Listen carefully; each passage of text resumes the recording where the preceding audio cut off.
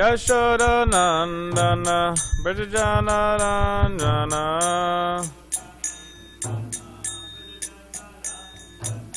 Yamuna Tiravanachari Yamuna Tiravanachari Jaya Radha Madhava Kunja Bihari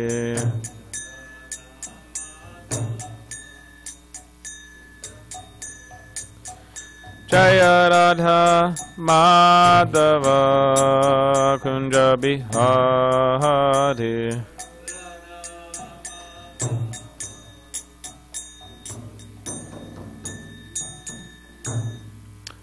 Jam Vishnupad Paramahamsa Parivajagacharya Ashtodra Shruta Shri Srimad Isvangai Says Bhaktivedanta Swami Prabhupada Ki Jai Jam Vishnupad Paramahamsa Parivajagacharya Ashtodra Shruta Shri Srimad Isvangai Shri Bhakti Siddhanta Saraswati Thakur Prabhupada Ki Jai Grantaraj Shri Chaitanya Charitamrita Ki Jai.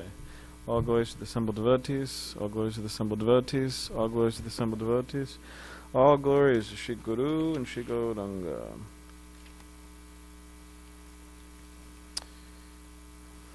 Jaya Jaya Shri Chaitanya Jaya Nityananda Jaya Dvaita Chandra Jaya Gaura Bhakta Vrinda Jaya Jaya Shri Chaitanya Jaya Nityananda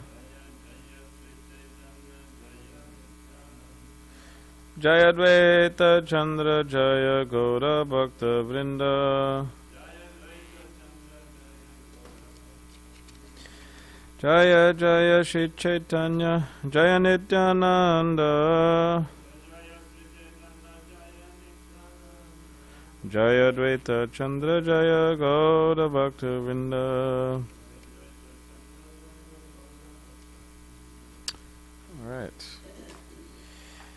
So reading from Chaitanya Charitamrita, Madhya Lila, chapter 12, the cleansing of the Gundicha temple, which is today.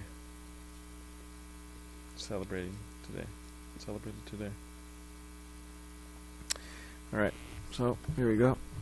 Sri Chaitanya Mahaprabhu first of all called for Kashi Mishra, this is text 72, then for the superintendent of the temple, then for Sarvabhauma Bhattacharya. When these three people came before the Lord, he begged them for permission to wash the temple, known as Gundicha. Purport. The Gundicha temple is situated 2 miles, northeast of the Jagannath temple. I didn't know it was so far, 2 miles, because I was there. I didn't know it was so far. Yeah, it's walking distance. At the time of the Rath Yatra festival, Lord Jagannath goes to the Gundicha temple from his original temple and stays there for 1 week. After 1 week, he returns to his original temple. It is understood by hearsay that the wife of Indrayumna, the king, who established the Jagannath temple, was known as Gundicha. There is also mention of the name of the Gundicha temple in authoritative scripture. The area of the Gundicha temple is estimated to be 288 cubits by 215 cubits. A cubit is about 1.5 feet. The main temple inside is about 36 cubits by 30 cubits, and the kirtan hall is 32 cubits by 30 cubits. Next text. Upon hearing the Lord's request for permission to wash the Gundicha temple, the Paricha, the superintendent of the temple, said, "My dear sir, we are all your servants. Whatever your desire is our duty to perform. The king gave a special order for me to do without delay whatever your lordship orders. My dear Lord, washing the temple is not service befitting you. Nonetheless, if you wish to do so, it is to be accepted as one of your pastimes. To wash the temple you need many water pots and brooms. Therefore order me, I can immediately bring all these things to you." As soon as the superintendent understood the desire of the Lord, he immediately delivered 100 new water pots and 100 brooms for sweeping the temple. The next day, early in the morning, the Lord took his personal associates with him and, with his own hand, smeared sandalwood pulp on their bodies. So that's Lord Chaitanya. He's putting sandalwood pulp. He then gave each devotee a broom with his own hand, and taking all of them personally with him, the Lord went to Gundicha. In this way, the Lord and his associates went to cleanse the Gundicha temple. At first, they cleansed the temple with brooms. The Lord cleansed everything inside the temple very nicely, including the ceiling. He then took up the sitting place, Singhasan, cleansed it, and again put it in its original place. Thus the Lord and his companions cleansed and swept all the temple buildings, big and small, and finally cleansed the area between the temple and the kirtan hall. Indeed, hundreds of devotees were engaged in cleansing all around the temple, and Sri Chaitanya Mahaprabhu was personally carrying out the operation just to instruct others. Sri Chaitanya Mahaprabhu washed and cleansed the temple in great jubilation, chanting the holy name of Lord Krishna all the time. Similarly, all the devotees were also chanting at the same time, performing their respective duties. The entire beautiful body of the Lord was covered with dust and dirt. In this way it became transcendently beautiful. At times when cleansing the temple, the Lord shed tears, and in some places he even cleansed with those tears. So here's an ecstasy, and the tears cleansed. After this, the place where the deity's food was kept, Bhoga Mandir, was cleansed. Then the yard was cleansed, and then all the residential quarters, one after the other. After Sri Chaitanya Mahaprabhu collected all the straw, dust, and grains of sand in one place, he gathered it all in his cloth and threw it outside. Following the example of Sri Chaitanya Mahaprabhu, all the devotees in great jubilation began to gather straws and dust with their own cloths and throw them outside the temple. The Lord then told the devotees, "I can tell how much you have labored and how well you have cleansed the temple simply by seeing all the straw and dust you have collected outside." Even though all the devotees collected dirt in one pile, the dirt collected by Sri Chaitanya Mahaprabhu was much greater.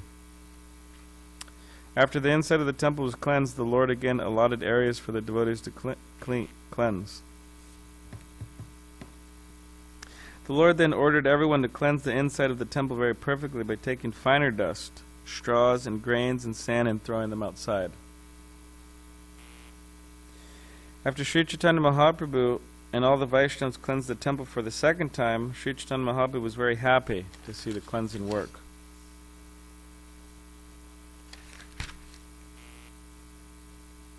Alright, so we'll read some more verses. While the temple was being swept, about 100 men stood ready with filled water pots, and they simply waited the Lord's order to throw the water from them. As soon as Sri Chaitanya Mahaprabhu called for water, all the men immediately brought the 100 water pots, which were completely filled, and delivered them before the Lord. In this way, Mahaprabhu first washed the main temple, and then thoroughly washed the ceiling, the walls, the floor, the sitting place, and everything else within the room. Mahaprabhu himself and his devotees began to throw water onto the ceiling. When this water fell, it washed the walls and floor. Then Mahaprabhu began to wash the sitting place of Lord Jagannath with his own hands, and all the devotees began to bring water to the Lord. All the devotees within the temple began to wash. Each one had a broom in his hand, and in this way they cleansed the temple of the Lord. Someone brought water to pour into the hands of Mahaprabhu, and someone poured water on his lotus feet. The water then fell from the lotus feet of Mahaprabhu. The water that fell from the lotus feet of Mahaprabhu was drunk by someone who hid himself. Someone else begged for that water, and another person was giving that water in charity. After the room was washed, the water was let out through an outlet, and it then flowed and filled the yard outside. The Lord mopped the rooms with his own clothes, and he polished the throne with them also. In this way all the rooms were cleansed with 100 water pots. After the rooms had been cleansed, the minds of the devotees were as clean as the rooms. When the temple was cleansed, it was purified, cool, and pleasing, just as if the Lord's own pure mind had appeared. Since hundreds of men were engaged in bringing water from the lake, there was no place to stand on the banks. Consequently, someone began to draw water from a well. So yeah, they continue washing, working, cleansing,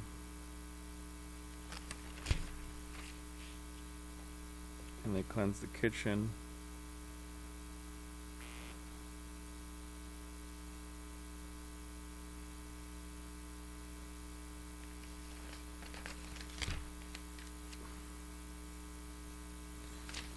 So this is text 135.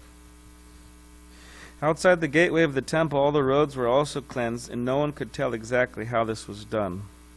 Purport.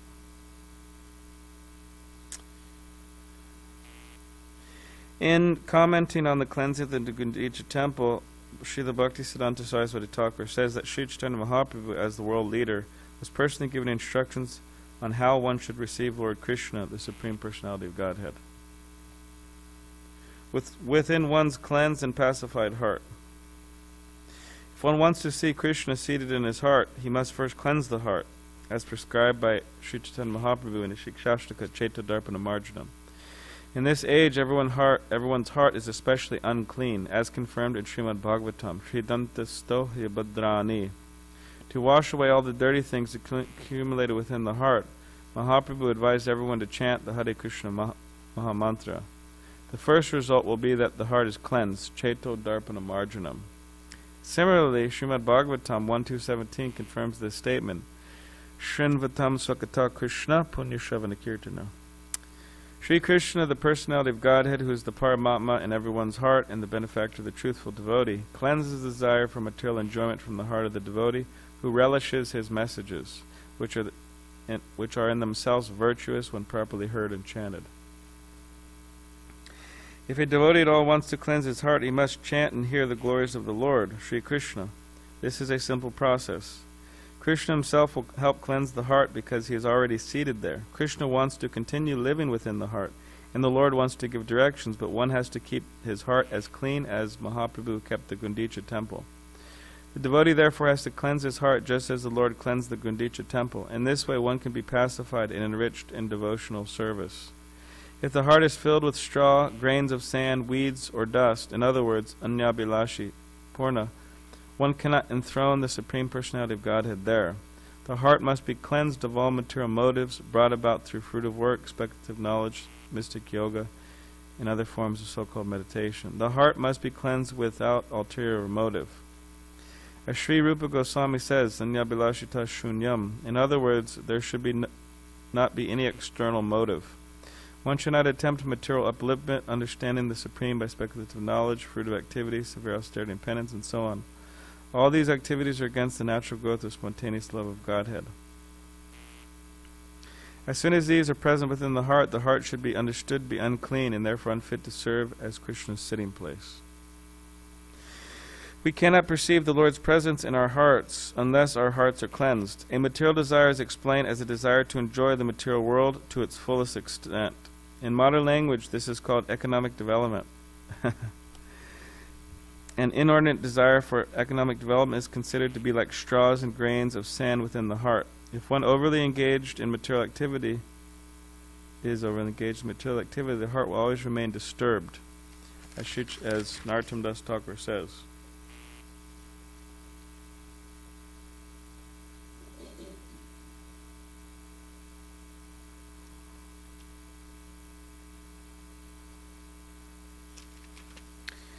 In other words, endeavor for material opulence is against the principle of devotional service. Material enjoyment includes activities such as great sacrifices for auspicious activity, charity, austerity, elevation to the higher planetary system, and even living happily within the material world. So then Prabhupada goes into, it's a long purport, but Prabhupada goes into all the different things that need to be cleansed from the heart. Like kuti nati, fault-finding, pratishtasha, the desire for name and fame and for high position, jiva hingsa, envy of other living entities, nishta achara, accepting things forbidden in the shastra, kama, desire for material gain, and puja, hankering for popularity. And then Prabhupada gives the example of pratishtasha, one may attempt to imitate Haridas Thakur by living in a solitary place. One's real desire may be for name and fame. In other words, one thinks that fools will accept one to be as good as Haridas Thakur just because one lives in a solitary place. These are all material desires. Neophyte devotee is certain to be attacked by other material desires as well, namely desires for women and money. In this way, the heart is again filled with dirty things and becomes harder and harder, like that of a materialist. Gradually, one desires to become a reputed devotee or an avatar, incarnation.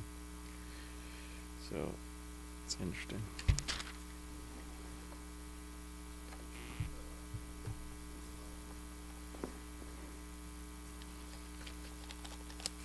He wants to become an avatar. Means that's the material desire. In this way, the heart is again filled with dirty things and becomes harder and harder, like that of a materialist. Gradually, one desires to become a reputed devotee. Means a popular devotee, or an avatar incarnation. So in other words, material desires become so out of control that someone may even try to become an avatar incarnation. Like for example, I'll just Om Gyanativedandasya Garanjana Shalakaya Chakshulanamalitam Mena Tasmai Shigurve Namaha Makum Karidavachalam Pangam Nangaite Girim Yak Kripatamaham Vande Shigurum Dinitaranam Vancha Kapadri Vishta Kripasandevacha Patitanam Pavanebhyo Vaishnavebhyo Namaha Shri Krishna Chaitanya Prabhu Nityananda Shri Advaita Gadadhar Shivasari Gaura Bhaktivinoda Hare Krishna Krishna Krishna Hare Hare Hare Rama Rama Rama Hare Hare. Yeah, so it's saying that Srila Prabhupada's bringing up the point that these different anartas in the heart. So arta means something that's valuable, and anarta means something that's useless.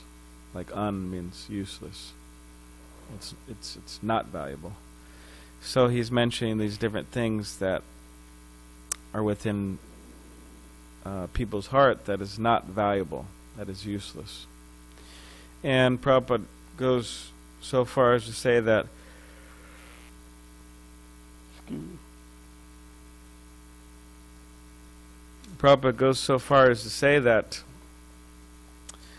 that one who doesn't check these anartas, their heart becomes hard like that of a materialist. And gradually one desires to become a reputed devotee or an avatar. So, we see devotees sometimes they kind of lose, like people lose it all the time, they kind of lose. It's actually very difficult to remain sane in the Kali Yuga. Even I'm talking about like a base level sanity. Because everything is so surcharged with the mode of ignorance and passion, which actually makes a person crazy. Insane in different ways. Means they have all types of crazy ideas, of foolish ideas, and they act on them. So yeah, it's quite challenging to remain sane. And someone may go so insane is that they want to, of course. Some people wouldn't say, "Oh, that's not so insane." Be a reputed devotee. Oh, in the devotee world, I want to be known and I want to be glorified and worshipped as a great devotee for my wonderful skills and my ability to do particular things and my knowledge and whatever it is. So. Prabhupada said that's an arta, that's a useless thing that actually blocks our Krishna consciousness. But he says here that one may even go so insane as they want to be an avatar or incarnation. There was one guy in India, Indian guy, and he claimed to be Chaitanya Mahaprabhu, and this is somewhat recent.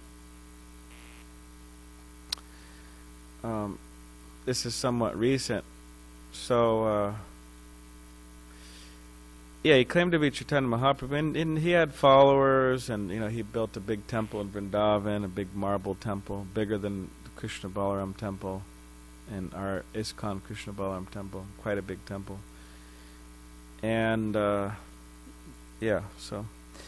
and anyways, I won't get into some of his activities, but it was just kind of normal, kind of mundane, materialistic, sensual, gross kind of behavior.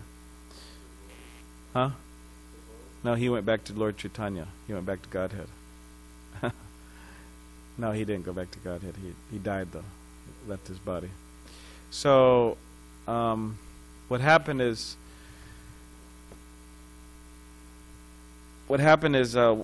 at one point he went to Delhi, and he was performing his pastimes there as the Supreme Personality of Godhead, Mahaprabhu, right, in Delhi.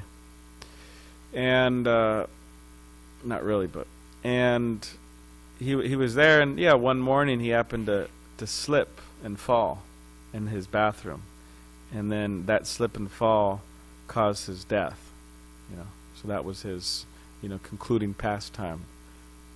To conclude his divine life, he slipped and fell, and died a miserable death in his smelly bathroom. Lord Chaitanya, right? Lord Chaitanya doesn't leave the world like that. So yeah, I mean, I don't know, maybe he was some type of Vaishnav before, and then he went insane, but whatever the case is, he was insane, because he's claiming to be God. And Chaitanya Mahaprabhu. So of course, I don't think most devotees are gonna, go over to the deep end like that. I don't think most of them are gonna start walking around and, claiming that they're, hey, I'm Krishna, or hey, I'm Chaitanya Mahaprabhu. But there's other things that need to be worked on, which are mentioned here. Which are mentioned here as Kuti Nati, fault finding; Pratishtasha, the desire for name and fame, or for high position; Jiva Hingsa, envy of other living entities; Nishta Achar, accepting things forbidden in the Shastra; Kama, desire for material gain; and Puja, hankering for popularity. So these are just different things. These are like things that actually get in the way. It's like we're trying to reach Krishna, but yeah, these things are like roadblocks. We can't get past. Unless we get past these, we can't actually achieve that love for Krishna. I was reading something recently. This devotee, he was saying that sometimes he feels that when he's praying, he's Hare Krishna, or whatever his prayers may be. It's like these the prayers only go so far, and it's almost like a cloud is catching the prayers and not letting them go up to Krishna. In other words, it's like a block. So yeah, these are what the anarthas are. They're actually a block. So we should know what they are, and we should try to cleanse them and recognize them within ourselves if we have them, and try to cleanse them, just as is mentioned here, the Gundicha Marjan, the temple cleansing of the temple.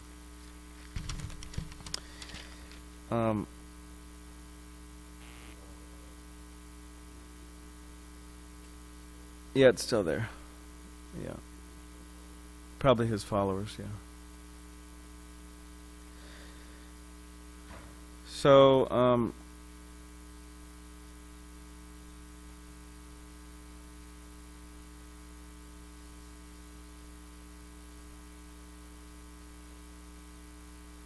and these also, they yeah, it's actually just like poison, If people are taking poison and they don't know it's poison, they don't know it's going to kill them, then of course if you take, it depends on what type of poison anyways, but I guess if you take poison, usually it's quite automatic, you die, but there's certain things that will, certain types of poison that will cause our death sooner. Like for example, if there's some documentary, this guy, he ate at McDonald's for like he ate at McDonald's for whatever, like every single meal for how many, you heard about that? 30 days? Oh, that's it. It was 30 days, and what happened afterwards? Gained a bunch of weight, he was sick, whatever. So it's kind of like that. It's like the material world, and the material, you could say, happiness and materialism of this world is just like that, That people, they find something enjoyable, and it may be McDonald's or whatever. Of course, if you're a devotee, you find something else enjoyable, right? But if it's just seen in a mundane way and engaged in a mundane way, then gradually it's just bringing on the sickness. It's furthering our sickness, our spiritual sickness. In other words, it is digging the hole deeper. Digging the hole deeper into... we're digging our own hole, deeper into mundane life. So in other words, it's poisonous. So as we say, there's certain foods that are poisonous, right? Or less healthy than others. People say white sugar, people say white flour, etc. So similarly, there's, you could say, certain ways we could live and think and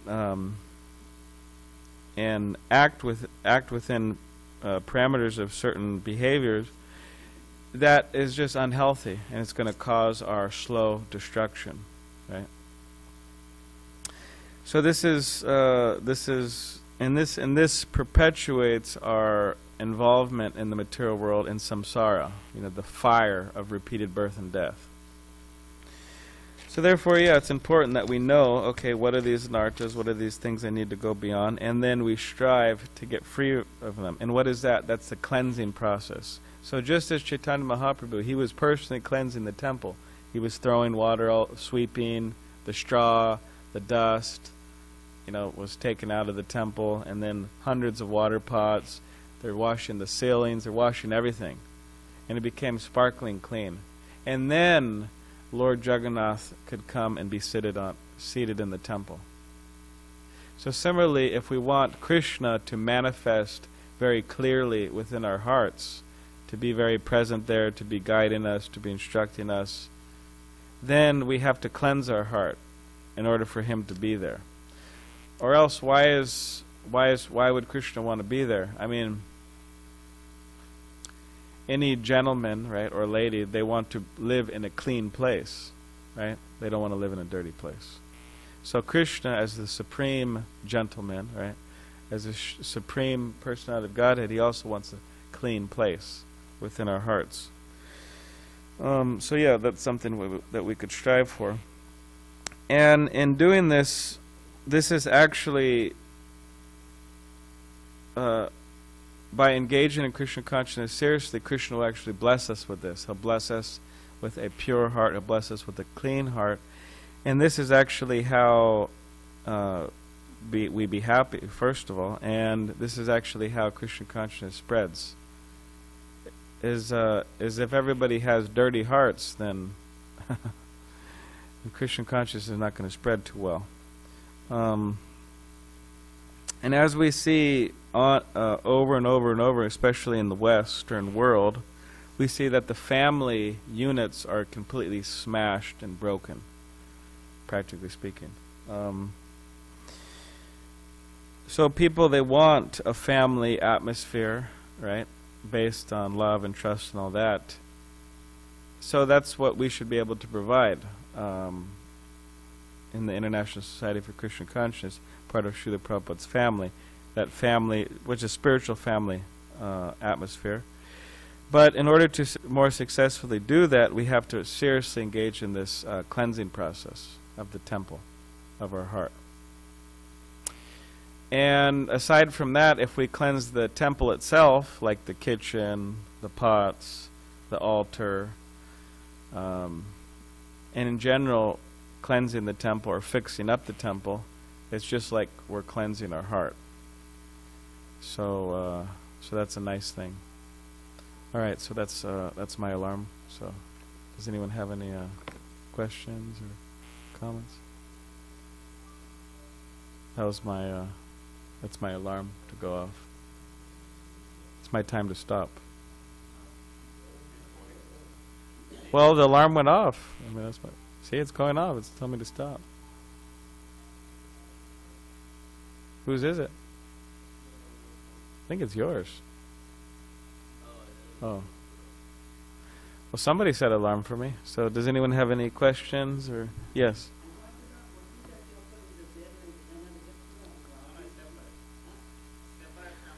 Jagannath temples in Puri, and Gundicha is also in Puri. 2 miles. It's smaller. It's smaller than Jagannath Temple. Well, Lord Jagannath goes there, and when he's in seclusion, they bathe. Yeah, they bathe them, and then they like snan yatra, and then they. Ant? Oh, really? Okay. And also, it's considered to be like Vrindavan, and Jagannath Puri Temple is like Dwarka. So Krishna's escaping to Vrindavan for a short time to enjoy some pastimes.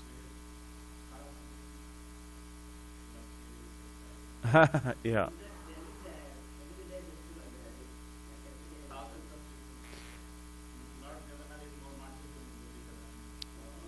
Oh, yeah. And there's millions of people attending the Rath Yatra. It's coming up soon, right? Tomorrow? Yeah, so millions of... Oh, yeah? I never saw it online. It's many... How long does it take? 1 second, Jamal. How long does it take? Yeah.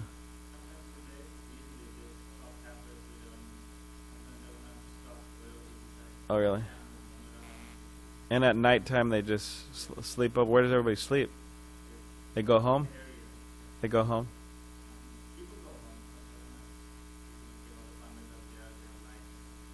Oh, yeah. Wow, what a nice Rath Yatra, a 2-day Rath Yatra. Our Rath Yatra, the procession's like 2 hours in LA. I always wanted a longer procession because you need... Who what? Who built the temple? I don't know. Ancient temple, long back. Maybe same. But, yeah, I always wanted a longer Rath Yatra, you could chant more, Harinam, Sankirtan. But yeah, we only have 2 hours in LA. I mean, I heard in Durban, South Africa, they also do a 2-day festival. I don't know if they do a procession twice, but they have a long procession, I heard, and then their festival's 2 days. So I heard it's really nice. No, it starts at the Civic Center, and then it travels down to Venice Beach. Okay.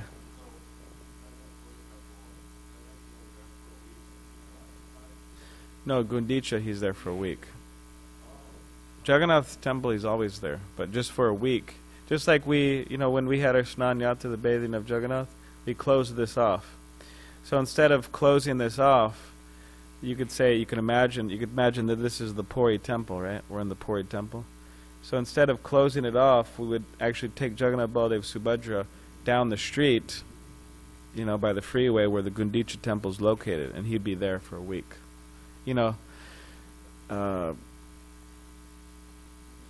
Getting special treatment and all that,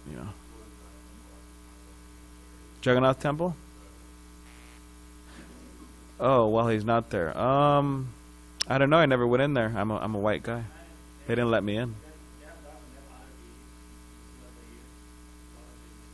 I'm a white guy. They didn't let me in. Oh, really? Yeah, some temples in India. No, they may allow, yeah.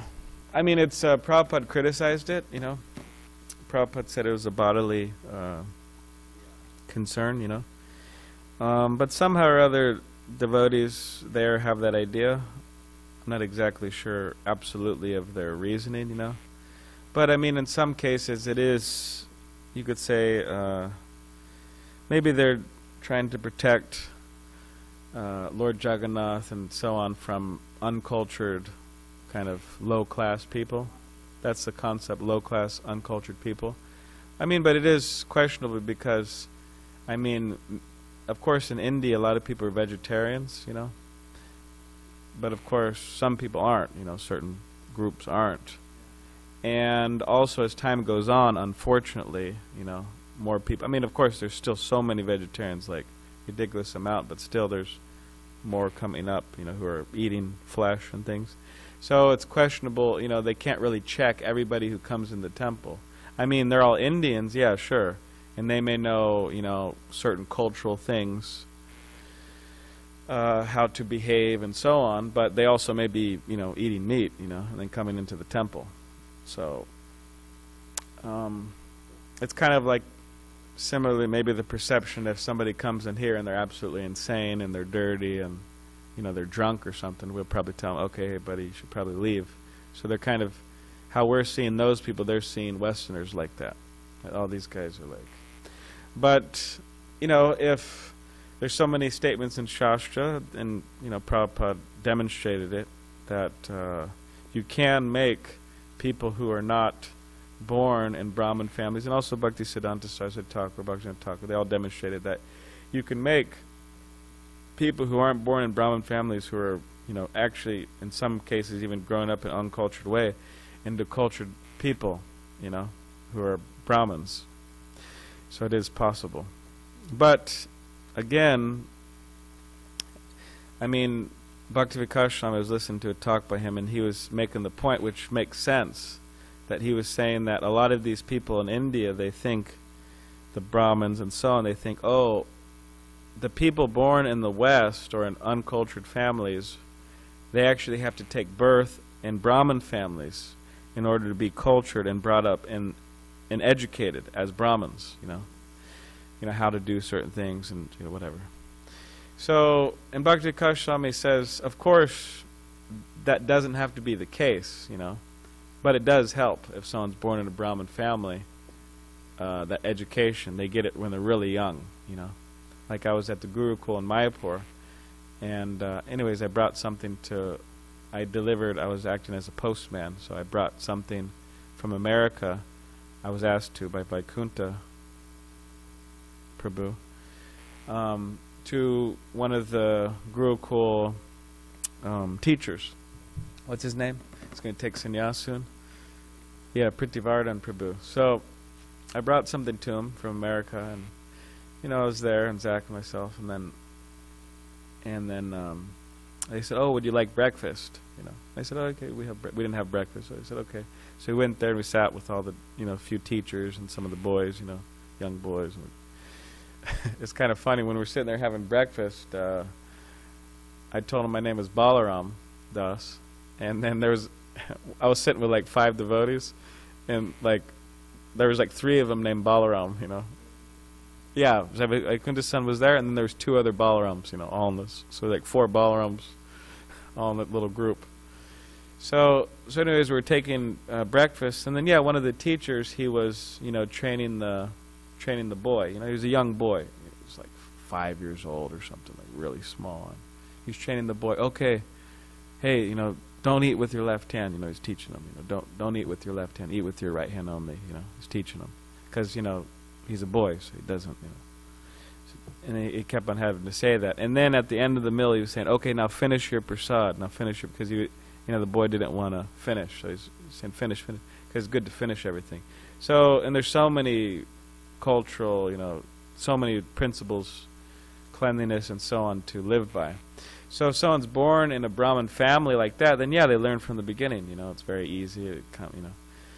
But if someone's trained later, it could be more difficult. And in that sense, you could say that these Brahmins in India, who think that, you know, on one angle of vision, you could say that it's actually, in some cases, true, you know. I mean, they don't have to take birth in a Brahmin family, go back to Godhead or something, but it's easier to actually live by those principles if someone's born in that family. But again, it's not impossible to learn, just maybe a little bit more difficult. So, but yeah, they don't let people in the temple. But apparently that somehow or other, the Supreme Court of India, they're discussing this, and they're thinking to let whoever in, whatever ethnicity, whatever religion, just let them in the temple. So if that's the case, then a lot of devotees from ISKCON will be going there. Russians and Americans and everything, like, you know, to see Lord Jagannath. So, and get some Jagannath prasadam. All right. Does anyone have any other?